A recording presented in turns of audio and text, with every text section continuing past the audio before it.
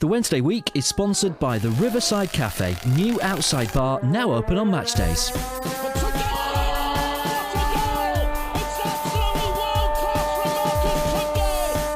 a chance here, a great save. A turner from the clear. Mike Hunt, a terrific goal by Sheridan. Brentman against Jones. Get in. You could have two goalkeepers in there that would have trouble saving that.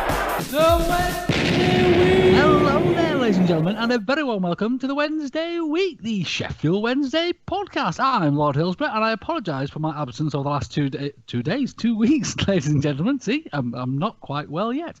And with me on the line, first of all, we have Mr. Marriott, James E. Holbein. How the devil are you?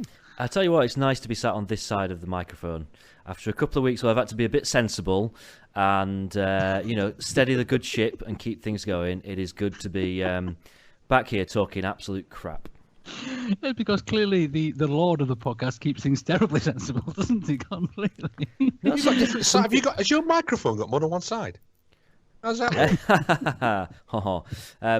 Something strange happens to you when you sit in your throne, Lord Hillsborough. This kind of like, it's a bit like instant fatherhood. I felt like, the dad of the group. And to be fair, you have got about 16,000 children, so maybe there's something in that. Yeah. It's the fertility seat. They're just the ones we know about, oh boy. And Mr. Davies, how the devil are you? I'm really well, thank you, my lord. This is my first kind of interaction with anything Sheffield Wednesday since Saturday afternoon, because I just decided to switch myself off completely from it because it pissed me off so much. You do right. So, good evening and welcome.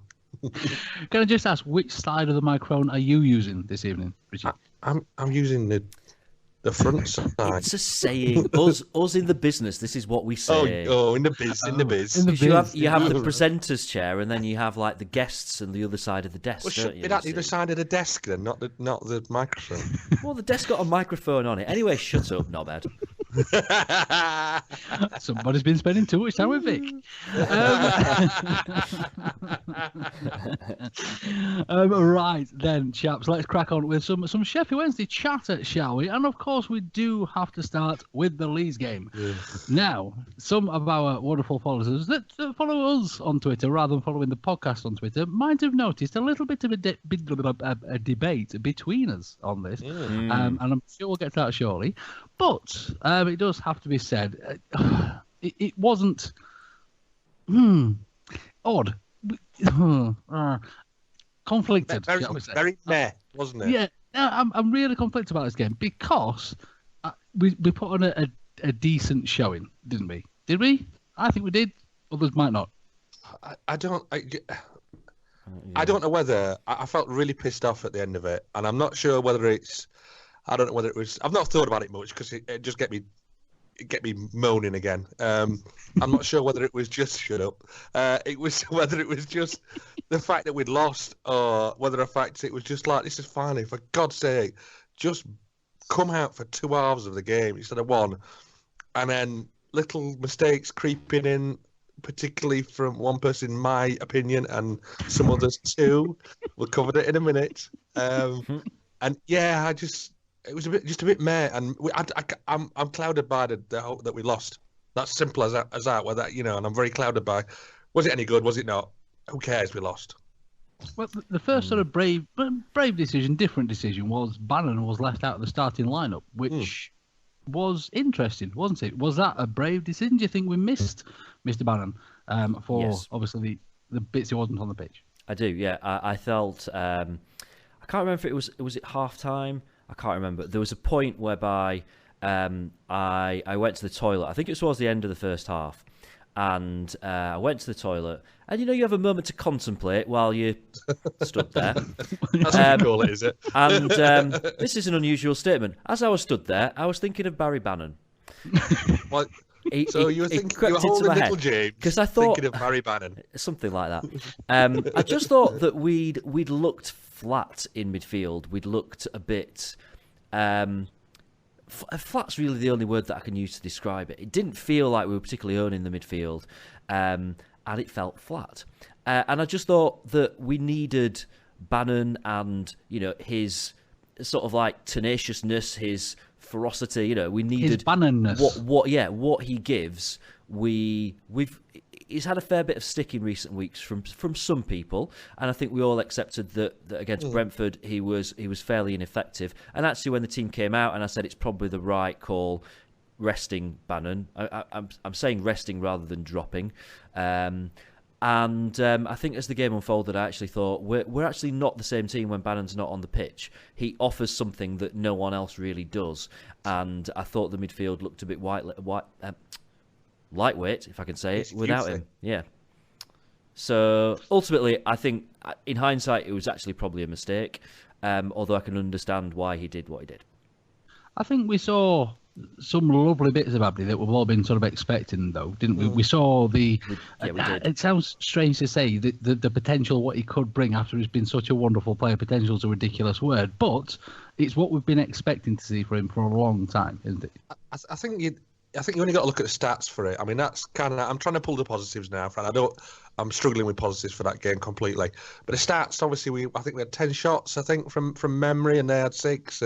But it's not shots at the end of the day. It's how many can you get in the back of the net, which counts. So the stats suggest we played better than But what stats? I watched it with my own eyes and wasn't happy. And Abdi's, I mentioned Abdi a few times recently. I think he's coming on. He's getting there, we'll see much better from it, but he's not he's just took a while to settle, hasn't he, with injuries and everything else. I obviously I was drinking quite heavily through the game, as Rich bore witness to, and I did witness that, yeah. I don't know what it was, but when it was very nice actually. Linda McCartney sausages. Thank you to Steph for sorting that out. Very good, great service. There was at some point, it must have been in the second half, when Abdi did something that I didn't like, because I tweeted saying something along the lines of "I am the happiest of happy clappers," but that was absolutely awful from Abdi. I can't remember what it was, but he obviously did something that was really poor. So for that reason, I'm out. Yeah, what made me laugh the most was John's reaction at the end in the New Barrack Tavern. John went a little ape shit, to be fair. He did, didn't he? He went really He did. Yeah. I thought there were glasses going to crash and everything.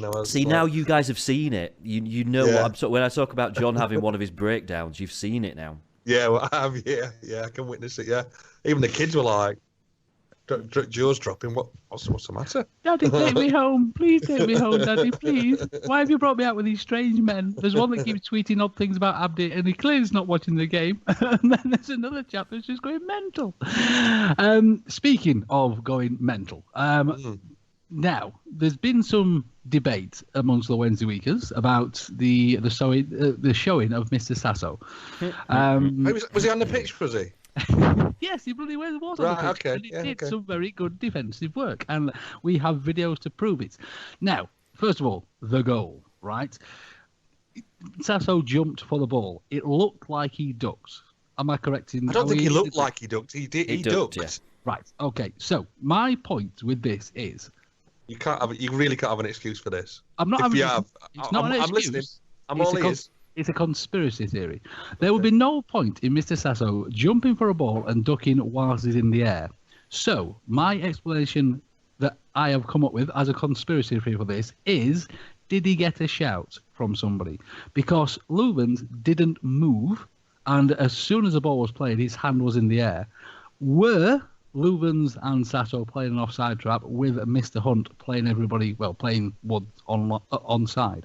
Yeah, it was onside. Did he get a shout? It wouldn't matter anyway. He wouldn't. If they were trying to play him offside, they wouldn't shout for him to duck and leave the ball. There'd be no logic in that.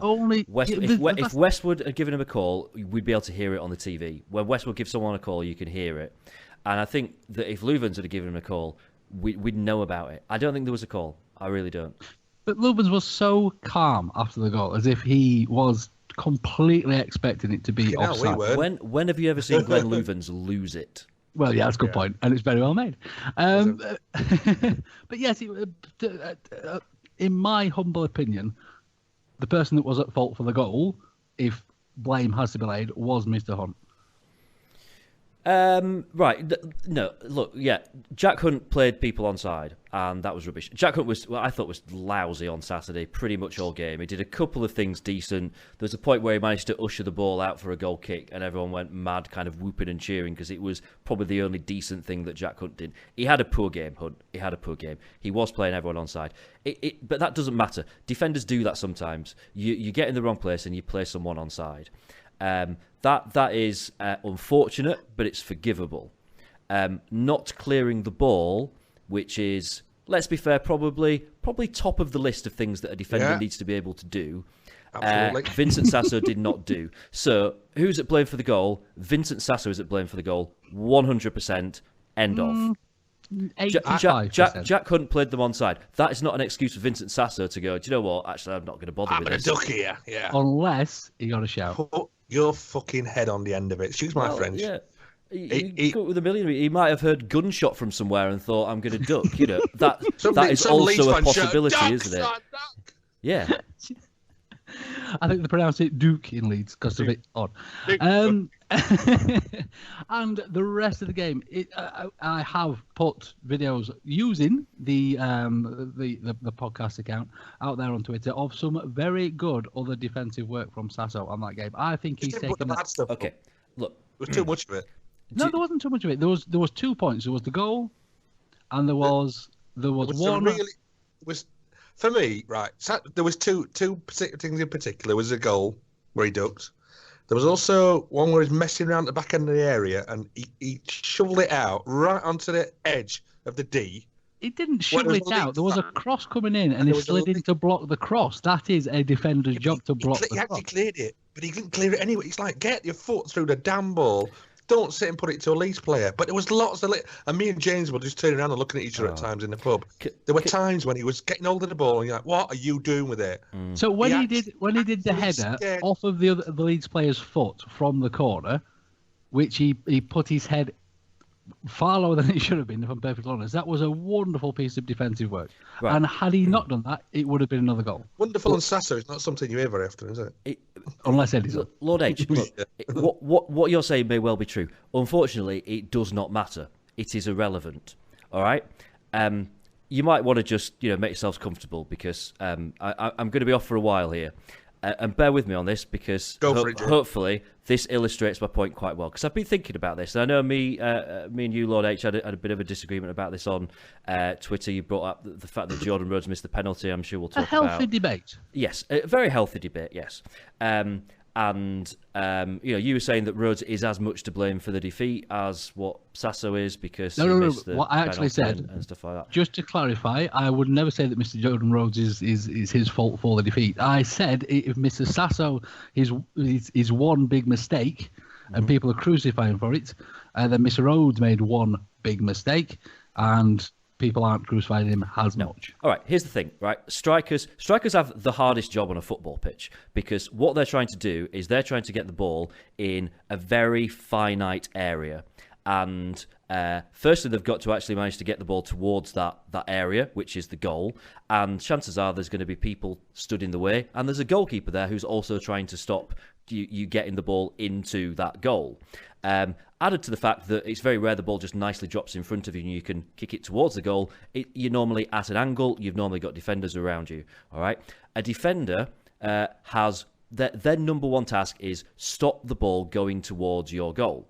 Right. So it's the opposite of what the striker is doing.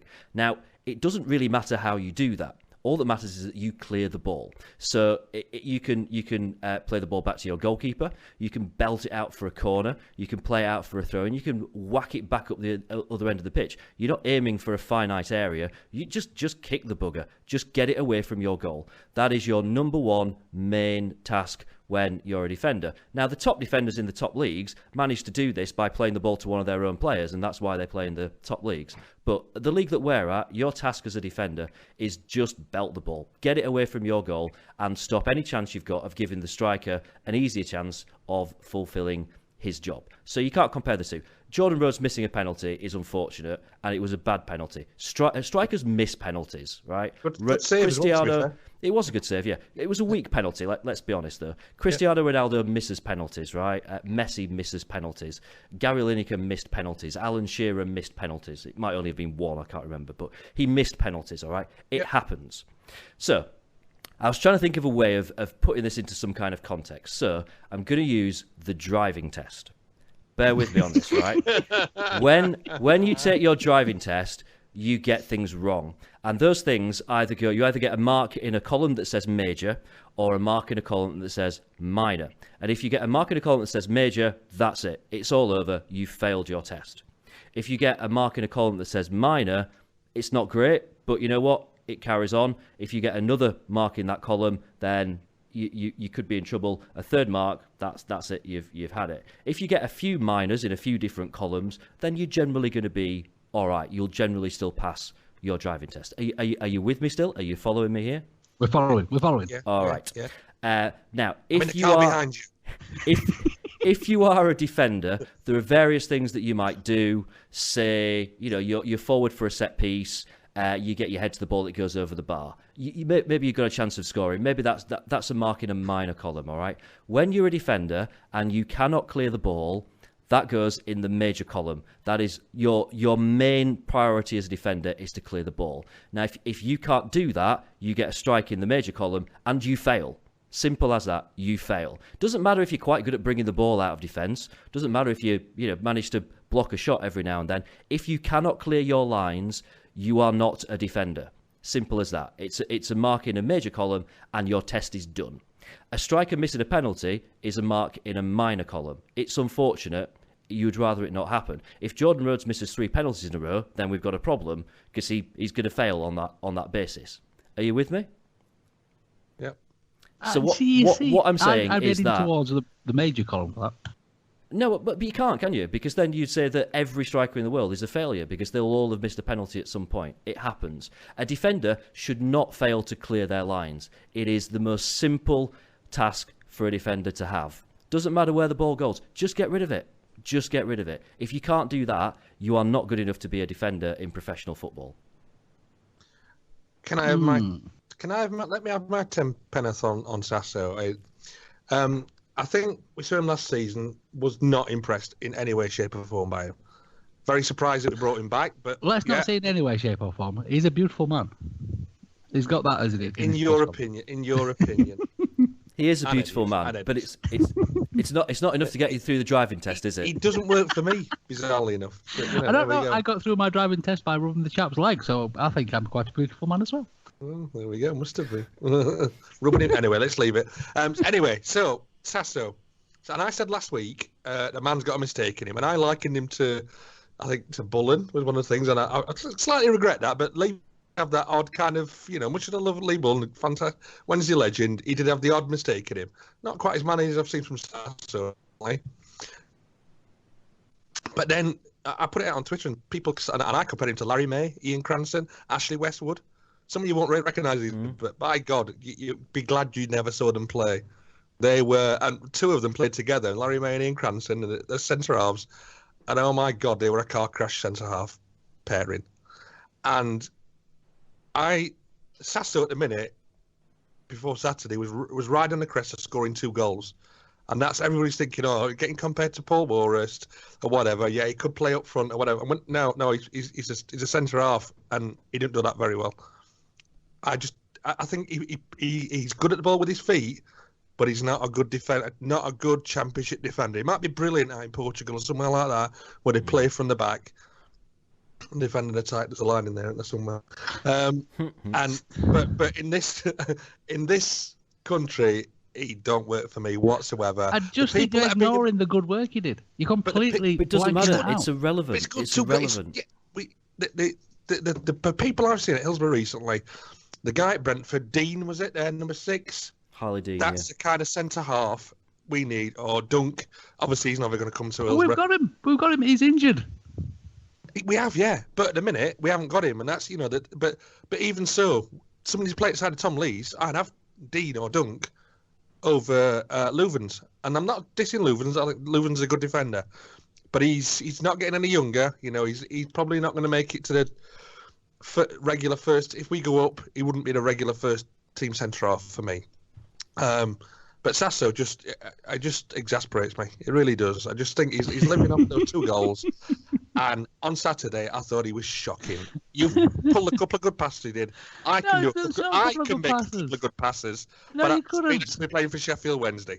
No, we're going to have to move on and agree to disagree on this, chaps, because quite simply... No, we're not. Yes. We're not. If you... We're in the same room now. You know I'm sometimes where you're not going to change my mind. I honestly do believe you're completely just disregarding the good work he did. No, I'm not. But what I'm saying is it's irrelevant, all right? If you say... Because otherwise let's imagine 5-0 to Leeds instead of 1-0 to Leeds. Let's say that you've applied for a new job and you get offered it and you don't know whether to take it. So you sit down, you do that thing where you do a column of pros and cons, yeah?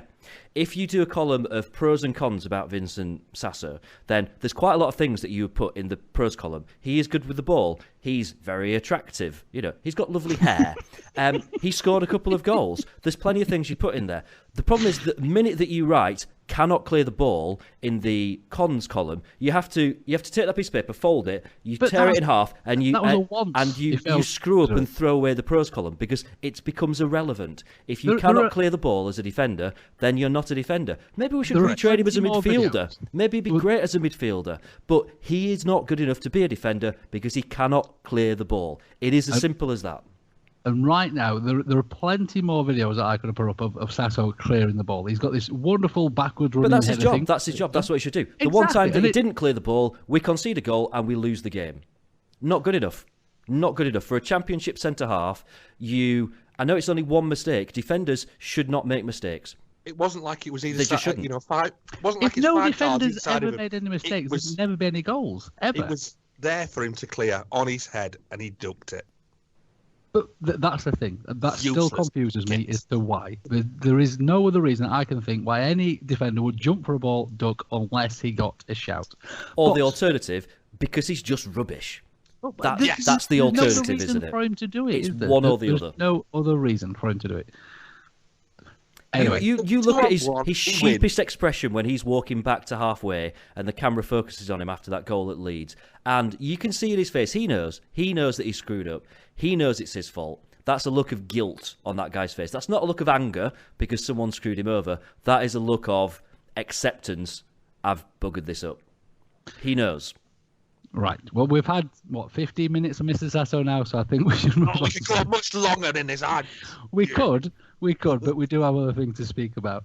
Of course, we've mentioned all the other bits and bobs of the unfortunate, and it was a penalty save rather than a penalty miss. We do need to sort of make that distinction as well. Mr. Rhodes, he got across well. Absolutely, he did get across well. He could have been a better penalty, of course he could have been, but it was a penalty save rather than a penalty miss, and that's a very important distinction in my book. And it's always horrible to lose to that filthy bunch of chuffers, isn't it? But it's just awful, absolutely awful. And it would have opened up this wonderful gap between us and obviously the chasing pack. It didn't happen. So quite simply, what happens now is we just have to carry on, chaps. We just have to carry on. And none of them, like other results, kind of went our way, didn't we? No one really won in the chasing pack. Everyone kind of drew or lost, didn't they? I was hammered by the afternoon, so I don't know. I seem to remember looking at the results and thinking, didn't Derby lose and Norwich drew, Fulham drew? The old farm derby. Yeah. So actually everything kind of, I'm not saying went our way because we certainly lost some, we did lose some ground, didn't we? But it could have been a hell of a lot worse, all things considered, that day. Absolutely. Here's a question. Where would you find all of the following in one place? Chairs, tables, beer, Vic, James, more beer, Dickie Owl, Eddie, more beer, and the rest of the Wednesday week gang. That's right, it's the Riverside Cafe's new outside bar. All of your favourite lagers, ciders, soft drinks and hand pump ales are now available outside. Come and see the gang and give it a try. The Riverside Cafe's new outside bar, now open on match days. Right then, ladies and gents, so on to the Wednesday news. There's not a huge amount of it, but we've got a little bit to go. First of all, the Man of the Month award is all up and running. Chaps, obviously it's been a bit of an odd month this month, and on the website, the Sheffield Wednesday clan have put a few ideas out there for the Wednesday fans. But in your humble opinions, chaps, who should be the man of the month for February? I think, first things first, I think man of the month needs a song. And in my head, I'm thinking like the blankety blank theme tune. So like man of the month, do man of the month, man of the month, man of the month, do man of the month, man of the month, man of the month, man of the month. And if they win, can they have like a man of the month checkbook and pen? They can, yeah. It could come straight out of the Wednesday week account.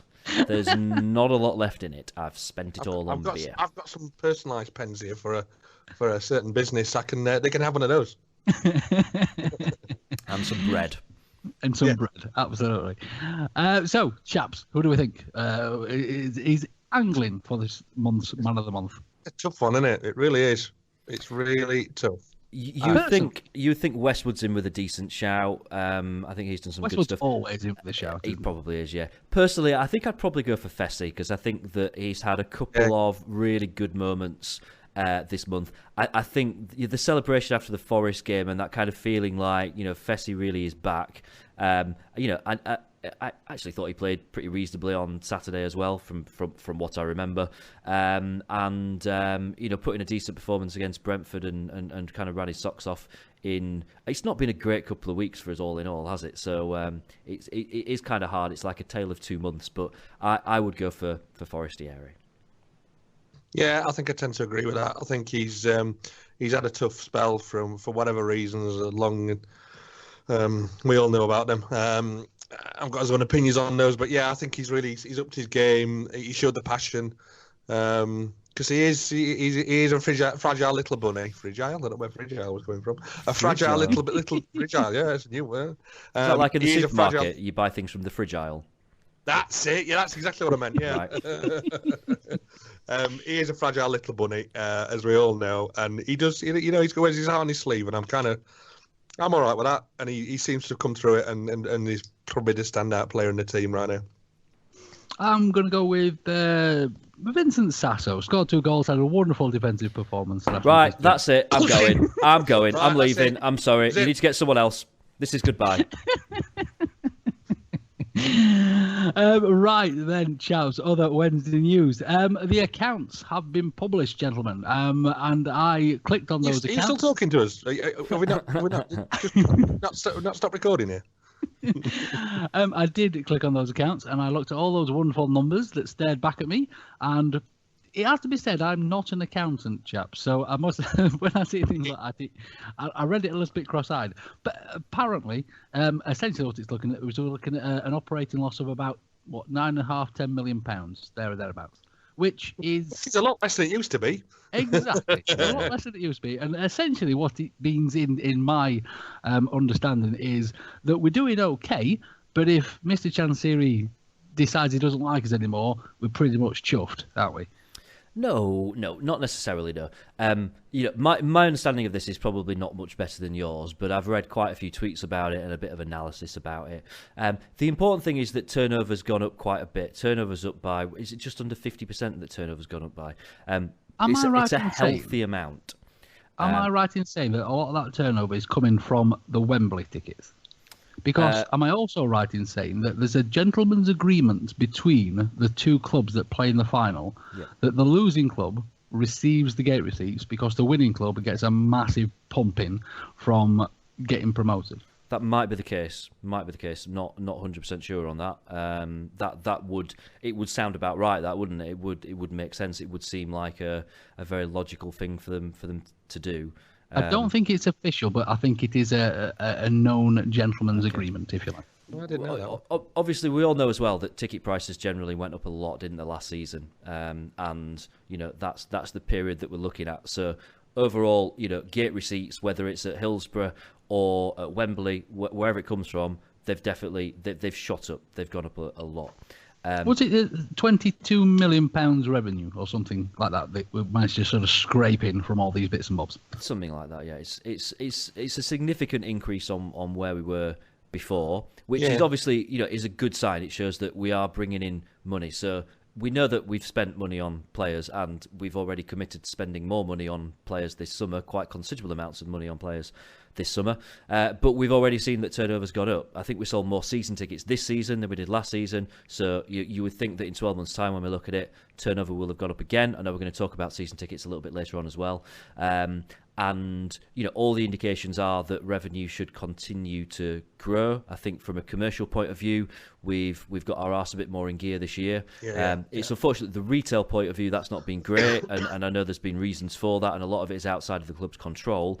And I think when the contract with Sondico ends at the end of this season, again, that will be something that they really will get sorted. And I can understand people being a bit miffed about the fact that the shop was empty for however many months. The club, they see this, they realise that it's not passed them by. They've not walked in the shop and just thought, "Oh bloody hell, it's empty in here." They're aware of it and they know the reasons behind it. So again, it's another revenue stream that should start to come into line in the next few months. Overall, it means in terms of bringing money into the club, we seem to be in quite a good situation. Obviously, more money's going out. The wage bill's gone up. The actual percentage of the wage bill to the amount of money overall that we're spending is smaller, I think, which is a good sign. No, the percentage of the wage bill to the revenue is lower. So it means even though the wage bill's gone up, the amount of revenue we've brought in has gone up by more than the wage bill's gone up. Are you following me? I'm confusing myself. Anyway, the basis is that yes, the loss has gone up. Of course it has, because it always does. You're a football club, and that's what happens when you're trying to get into the Premier League. But we're still on, I think, healthy course for a club that's in year 2 of the kind of project that we're in. We don't. That's your boring James Marriott analysis for this evening. Can I talk about Vincent Sasso for a bit longer now? Because I preferred that. That was more fun. Yeah, let's go back to that. Yeah, absolutely. You know what? If next year, if the accounts come out and it's one player's wage that tips us over the edge into financial fair play misery, and Vincent Sasso will be to blame.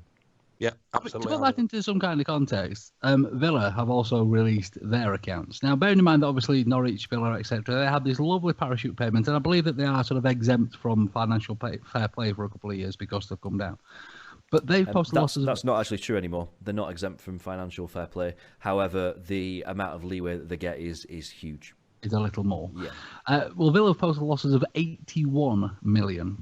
Yeah. For their financial year, and I mean, when we look at these sort of figures, yes, it's lots of money. It confuses idiots like me, but the sort of thing that I really glean from this is people bang on about how much money that we've spent about this team and we should be in a better position and this, that, and the other. Now, those financial figures, whichever way you look at it, are pretty healthy, aren't they? It's really, really good news. We're not going stupid. We're not posting £81 million losses. We're not doing all that sort of nonsense. And, of course, those other clubs have had sort of £40 million parachute payments as well. We haven't. I think we're in a position now where the money that we're speculating, we've actually got money to speculate, to accumulate. Before, we hadn't got that kind of money to do that. So they couldn't replace the whole tills around the stadium, which will obviously bring in, I've just an example, I'm starting to use those counters now at Hillsborough more than I ever have done.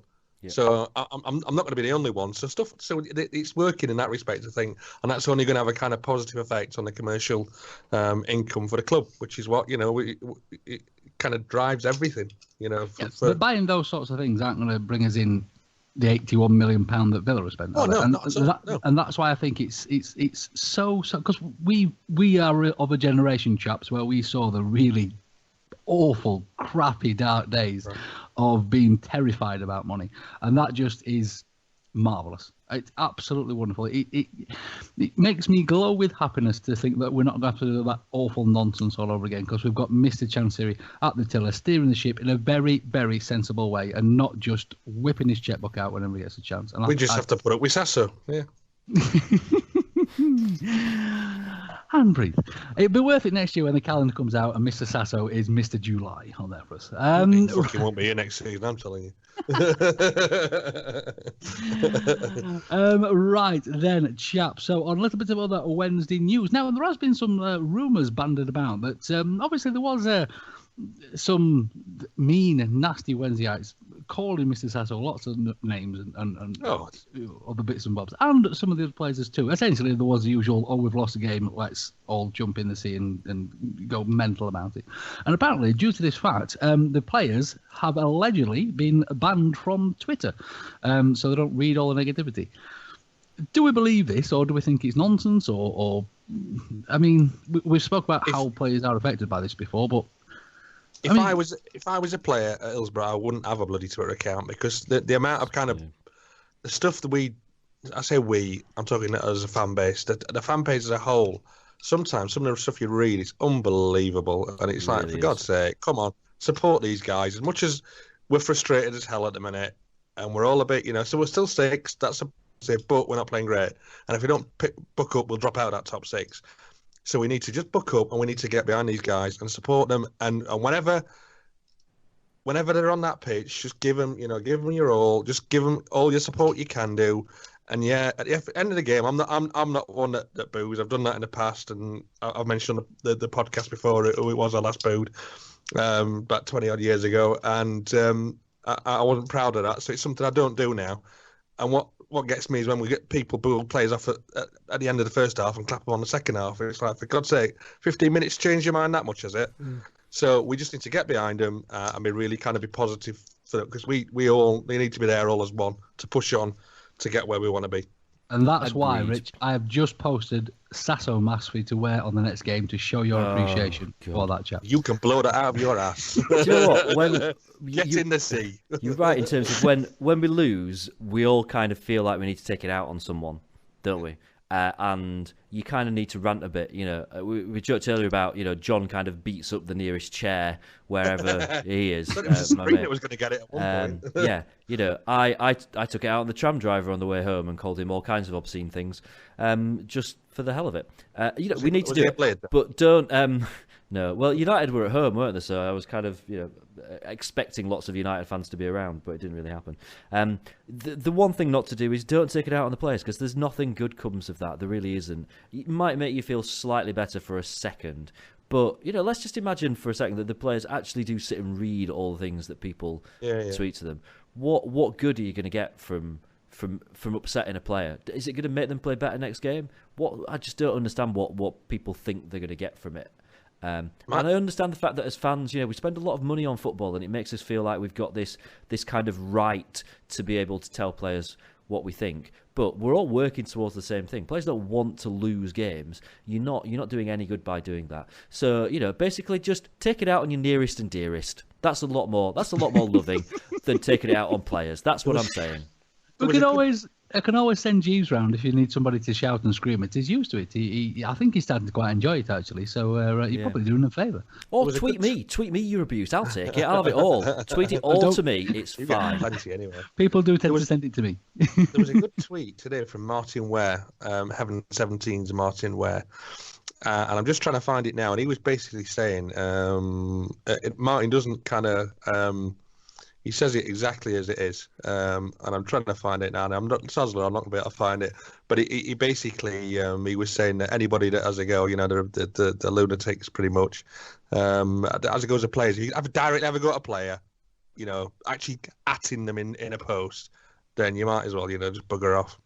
There was another utterly wonderful tweet from Mr. Weir last week as well, just mentioning about how he compared the Wednesdayites to crack addicts, basically, that are just hankering after the next win, and when we don't get it, we all go a little bit mental on there, and then when we do get it, we're awfully happy and lovely. Top tweetage, Mr. Weir, absolute superstar gentleman. Right then, ladies and gents, James, you alluded earlier to the season ticket. Of course, the early bird season ticket offers are drawing to a close, and apparently there's been a rather large amount of interest in this, hasn't there? Yeah, so it's one of these situations. There's no figures on this, so we've got to bear in mind the fact that there's an element of the club being a little bit of a PR machine of its own making here. But from what we gather from this, that the amount of people that have asked to go on the waiting list has been higher than was expected. would you call it, be inundated? I guess that's what you would describe it as. So there's been a huge amount of people that have asked to go on the waiting list for season tickets. And I think that renewals have been really high as well.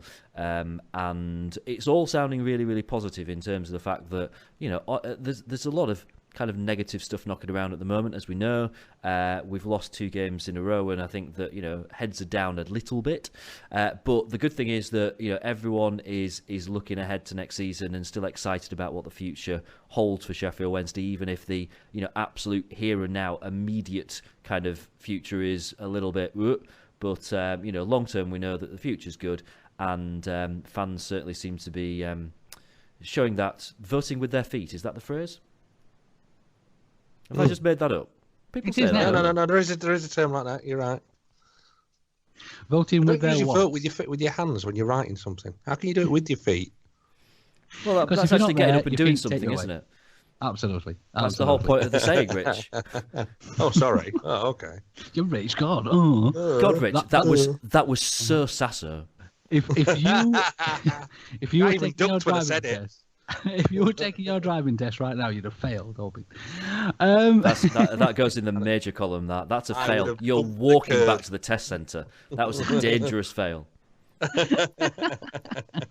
Now, of course, obviously, it's always lovely to have a full Hillsborough, and we have seen that the fans from the last few home games have been trying to heed Carlos's call and get behind the team a little bit more. I mean, is that something you guys have noticed as well? Do you think that? I think it was like a library the other night. Last Tuesday night, it was like a bloody library against Brentford. Do you not think the fans were trying? Nope. I thought at one point against Brentford, you could have heard a pin drop. It was absolutely silent. I don't think it's not a silence out of protest, is it? I think at the moment no. there's a real nervousness. That's the thing about when you get to the business end of the season. I think that the wins, the relief comes through more, and I think that when we win games, you'll find that the atmosphere will be better than it was when we were winning games earlier in the season, because those points mean more at this stage. But it also means that if we come out, and we know that we don't tend to play too fast out the blocks. This is the way that we play at the moment, and I think that means that the crowd get a little bit nervous. It's a results business, and we've said that before, and we've talked on the podcast about the fact that, it's not about performance, it's about points, it's about winning games, it's about what the final score is. The downside of that is it means as fans, it makes us very nervous during the games. And, that means that we're probably not thinking too much about singing and shouting and supporting. We're thinking about, we've got to make sure that we do what we need to do to get the points out of this match. And do you think that does translate onto the pitch? Yes. It's chicken and egg, isn't it? Fans will say if we play attacking football, then everyone will get behind you. And Carlos in return can say, well, if you got behind the players, then they might play a little bit more positive. I don't know. They're the professional footballers. We're not professional fans. Of course we are. I think the technical term is squeaky bum time. Yeah, but squeaky bum time's supposed to be the last 10 minutes of the game when you're drawing. And you have a good stocking of cream for that, don't you?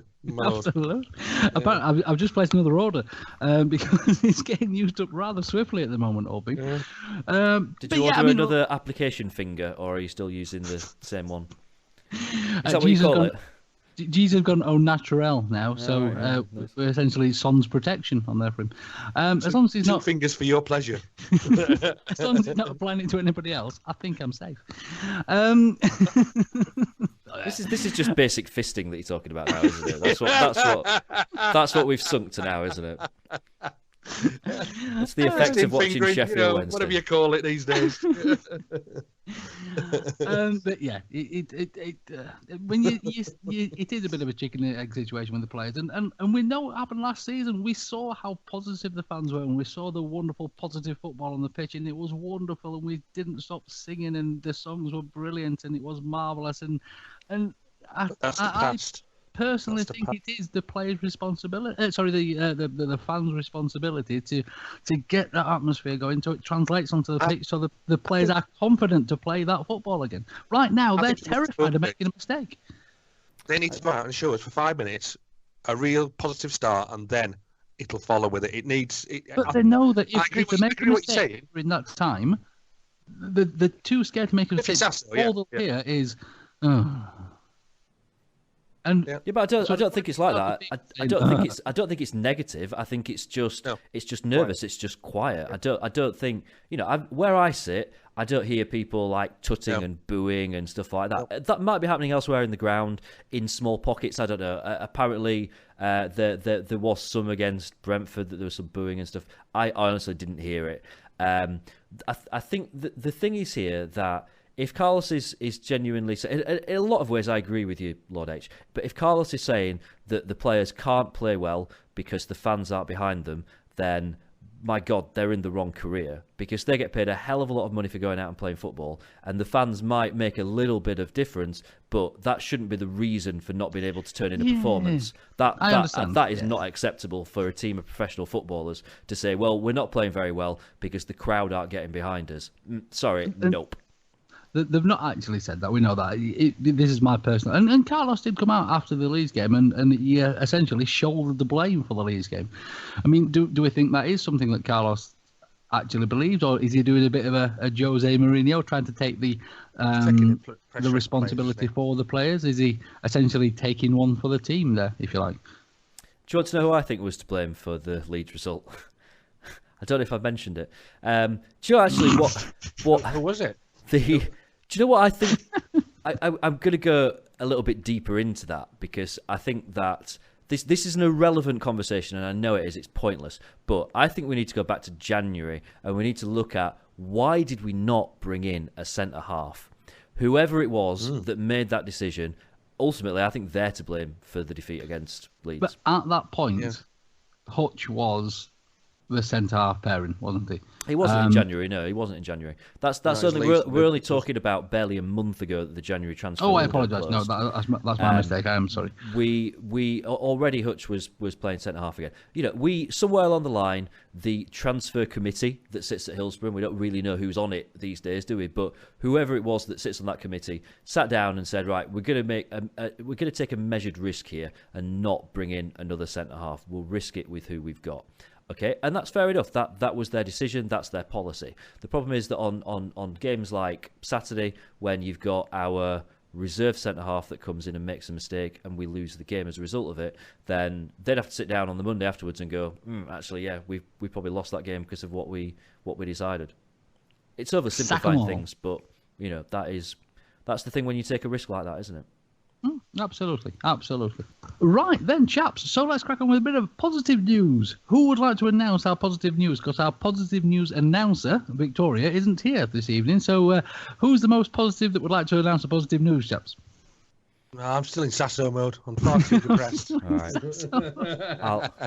I'll take this one then. So obviously we did our competition to win the Jordan Rhodes number 17 Sheffield Wednesday shirt, and of course we gave when you entered you had the choice of whether you want the home shirt or the away shirt, and I'm not even sure which the away shirt is. It's either the black and orange one or it's the white one. It's one or the other, I don't know. Anyway, it's a shirt with Rhodes 17 on it. Did we have a song for this? We didn't have a song for it. There's only one song when it comes to Jordan Rhodes, apparently, even all these weeks later. So, I mean, you've inspired me, James. You've inspired me with your earlier songwriting efforts. So I think we should do Jordan Rhodes shirt, Jordan Rhodes shirt, Jordan Rhodes shirt, Jordan Rhodes shirt. See? It's very good, very good. Are we just going to use that for every tune now? Every tune we're going to use blankety blank. We're getting rid of the intro music at the start of the podcast. It's going to be the Wednesday week, the Wednesday week, the Wednesday week, the Wednesday week, the Wednesday week, the Wednesday week. And can we all get those long, little, thin microphones that Terry Wogan used to have? Can we get one of those? I've got one of those at work. I really have. Oh, you weirdo. Yeah. Anyway, we had altogether, thank you very much to everyone that entered, we had 775 entries. And to prove that this is all done purely by complete randomness, I'm looking at a video. Vic did the draw for this using a random number generator on Google. Where you type in your minimum number and your maximum number. So she typed in 1 and 775, and you see it spinning through lots of numbers, and it comes back with number 563, which is a guy called Oliver Kirk. So well done to Oliver Kirk, who has won that Jordan Rhodes shirt, and we will be in touch. In fact, I believe we've already been in touch to sort that out for you. And if you didn't win this time, don't worry. We've got your email address now, so we will harass you with details of more competitions in the future when we get our arse in gear and do some more. Was it really randomizer, or has Vic gone on Stoked and found out which one was the best looking and gone for it that way? Is that how you do it? You didn't actually have to submit a photo of yourself to enter. Otherwise, no, clearly, I would have picked the winner if this was the case. Right, fair enough. If there's one you thing had the gay vote. if there's one thing that Vicky's good at is stalking people and finding out exactly who they are. So it wouldn't surprise me in the slightest. But no, well done, Oliver, old boy. I do hope you thoroughly enjoy your Jordan Rhodes shirt. So when you slip into that sexy little number, just think of Fudge. Oh yeah. You're picking that up far too much.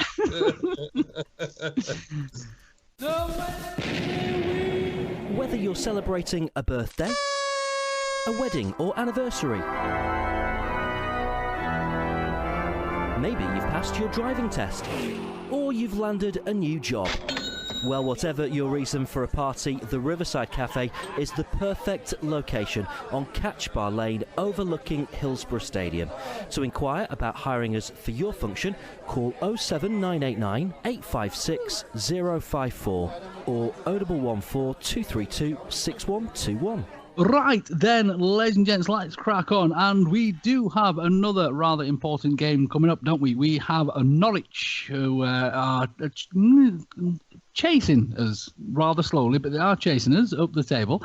And we can't really underestimate these. And luckily, we have a Norwich expert that's just joined us. Fudgy, Albin, how the devil are you? Norwich expert. Yeah, cheers for that. Yeah, I've not been bad.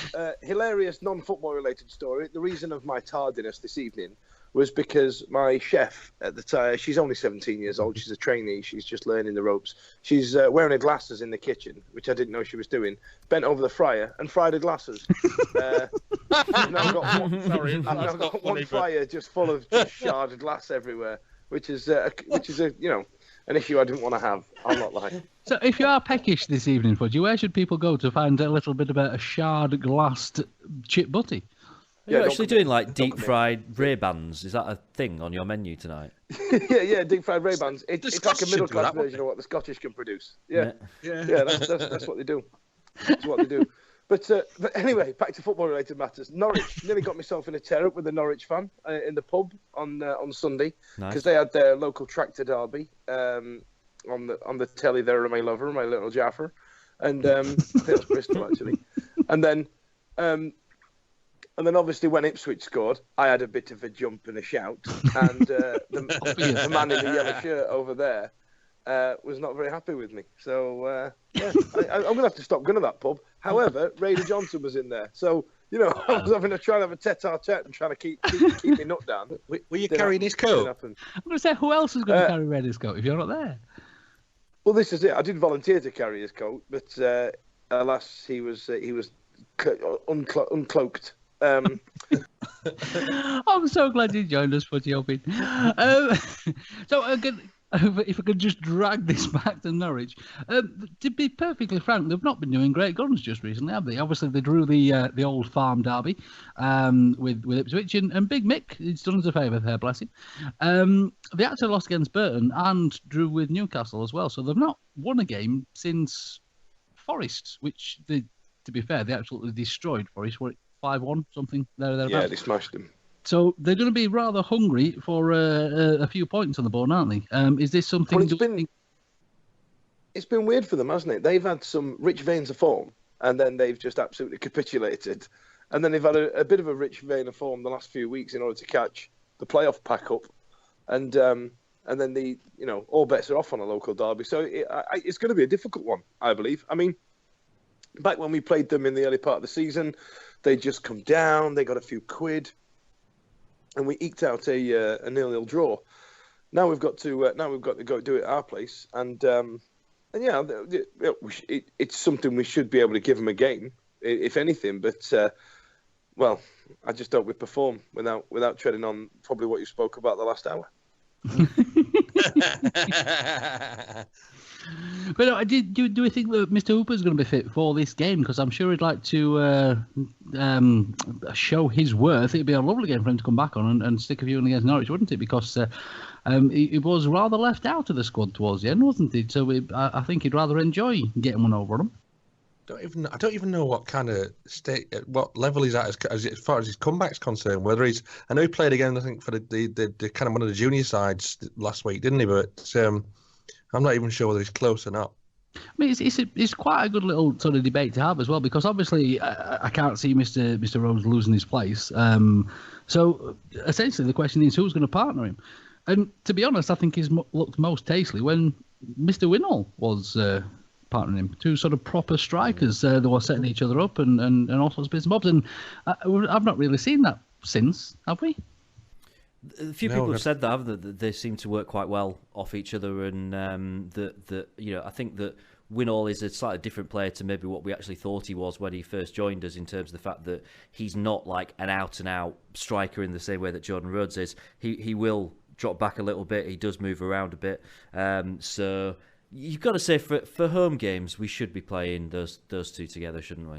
Yeah, it's where you fit Fessy in, isn't it? It's like Fessy's the number 10, isn't he? The one that sits behind the front two. He plays better on the left though, doesn't he? I think he plays better on the left. I know he doesn't particularly like playing there, but these past few games where he's been playing really well have been at the side of, or just slightly behind Rhodes. Not quite number 10, but getting towards that more than an out-and-out striker. Either way, whoever we play, we do simply have to grab some points, because it's getting to the point now. I think Fulham are a team to watch in the minute, because they've been going great guns, haven't they? And they've still actually got a game in hand as well. I'll just grab the table now. Yeah, we as it stands, as I'm looking right now, we've got ourselves on 58 points, Fulham on 53 with a game in hand. And they have been winning some games. So they've been seriously charging up the table. Obviously, Derby have done what Derby do at this point of the season and start to shrink backwards.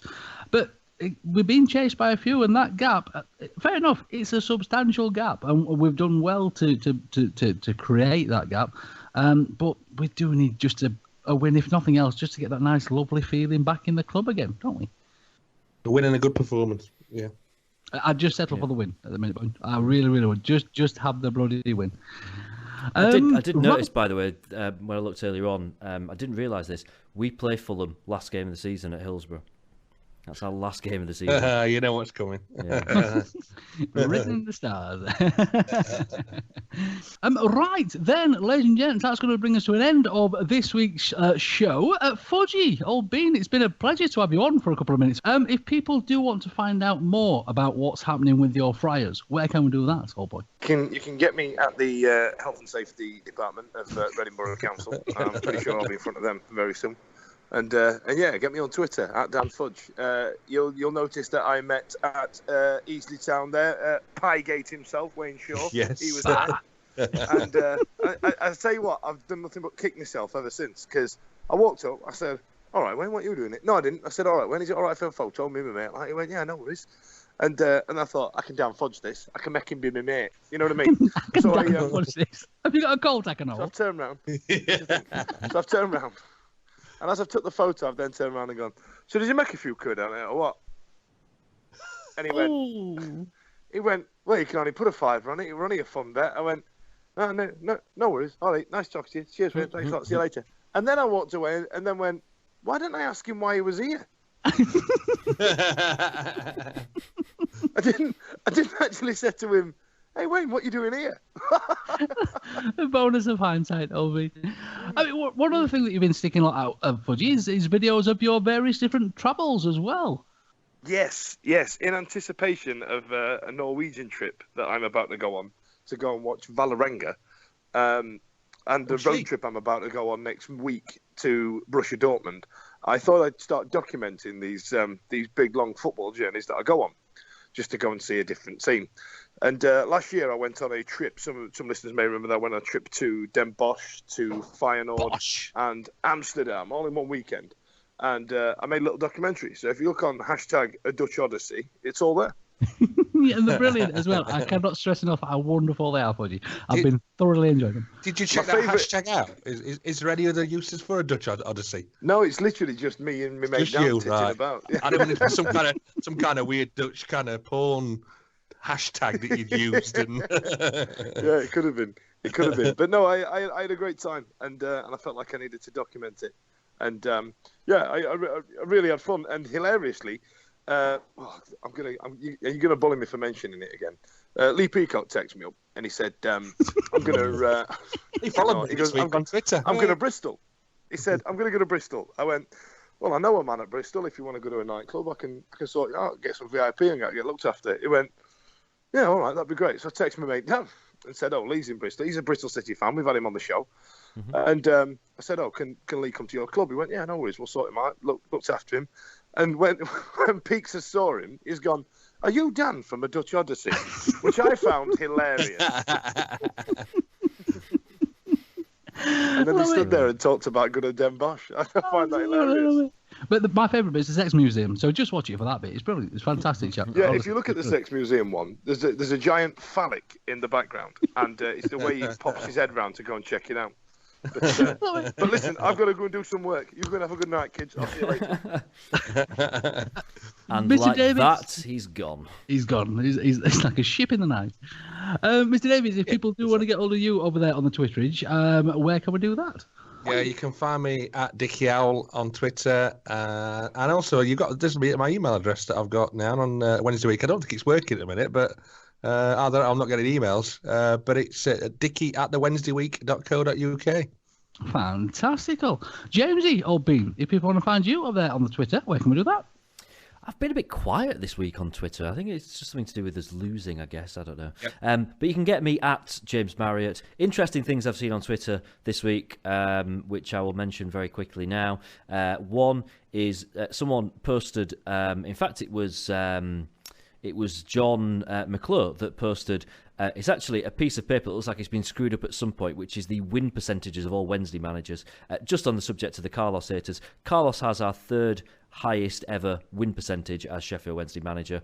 The other two that are higher than him both being in the 60s. So, let's just bear that in mind. The other thing that I've noticed as well on social media is, last week we talked a little bit about booking hotels in London ahead of a potential playoff final. And of course it came with that little asterisk, that kind of like note, that the playoff final may be moved if Huddersfield were to make it to the FA Cup final and the playoff final, because I think they're like a day after each other. How many of that's back now? That's not going to happen because they lost 5-1 tonight. That's got nothing to do with social media at all, actually. I just wanted to mention it. Just wanted to mention it. Get it out. I bet if people do want to see you over there on the Twitterage, where can we do that, JD? It's at James Marriott, or if you want to drop me an email, james@thewednesdayweek.co.uk. I am still looking for people that want to do a bit of blogging. It's all got a little bit quiet on the blogging front, which I think tends to happen when we're not winning. Yes, guest bloggers very much in need. Fantastic. Of course, ladies and gents, get on me over there on the Twitterage at Lord H. That's L0RD_H. Get on the podcast at TWWcast as well. Again, I would like to have a bit of a thank you as well to all the people that have been leaving reviews and things on iTunes, as well as some cracking reviews that people have been leaving, and we really, really, really, really do appreciate that. So if you do have a moment or two to spare, just click on that review business and get us up those charts. Of course, it has been a pleasure as always. Ladies and gents, be good, be safe, and we shall see you real soon. See you there.